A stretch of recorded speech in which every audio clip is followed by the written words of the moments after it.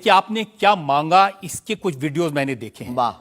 आप लोगों से कह रहे हैं कि आपके पास जितना चाहे दान दे दो, अपना मकान दे दो, फ्लैट दे दो, बंगला दे दो, घोड़ा दे दो, गाड़ी दे दो, सोना चांदी, बैंक, एफडी, मंगलसूत्र, अंगूठी, लुगाई लड़का छोड़ के सब मुझे दे दो।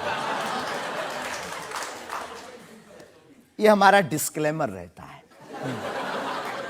दरबार के पहले का। लोगों को जो भावनाएं रहती हैं कि गुरु परंपरा के लोग और साधु लोग दरबार इसलिए लगाते हैं, भगवान को इसलिए रखते हैं कि ये कमाई का जरिया बनाते हैं। और हमने अपने दरबार में बैनर लगा करके वो माइक पर ठोक करके बोलते हैं कि यहाँ किसी भी प्रकार का शुल्क, फीस, दक्षिणा नहीं लगता। पर अगर तुम शिष्य मानते हो अपने आप को और हम गुरु हैं, तो गुरु परंपरा के नाते अगर कुछ भी तुम दे दो, अगर आप भी इंडिया टीवी का ये हाउस हमारे नाम करें, हमें कोई दिक्कत, और लेते भी हैं।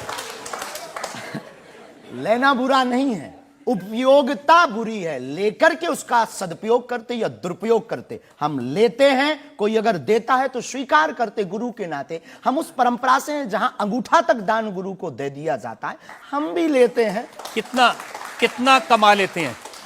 हमारी तो कोई फिक्स कमाई नहीं है, क्योंकि हमारी कोई कंपनी या बिजनेस नहीं है। कोई चढ़ा जाता है, हमारे पास करोड़ों सनातनियों का प्यार, लाखों करोड़ों लोगों की दुआएं, हजारों संतों का आशीर्वाद, इतनी कोई हिसाब किताब तो रखता होगा ना कि कितना पैसा आया। जितने सनातनी उतनी कमाई, हिसाब आप लगाओ।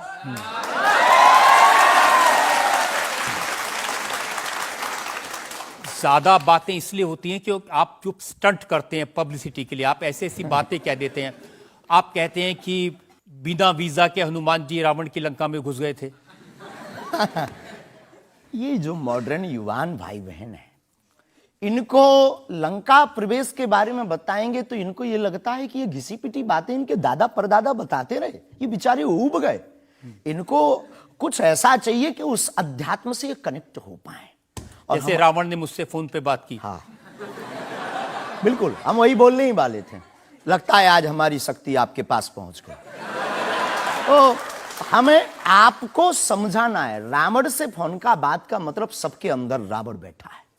कोई ऐसा दुनिया में नहीं जो गलत कृत्य देख रहा, गलत कर रहा और सच जानते हुए चुप है, वो रावण की दृष्टि का आदमी।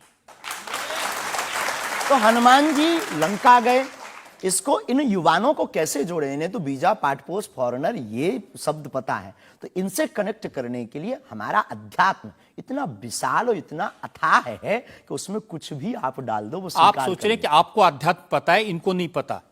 इस देश की जनता को आपसे ज्यादा अध्यात्म पता है। ऐसा हमने नहीं कहा।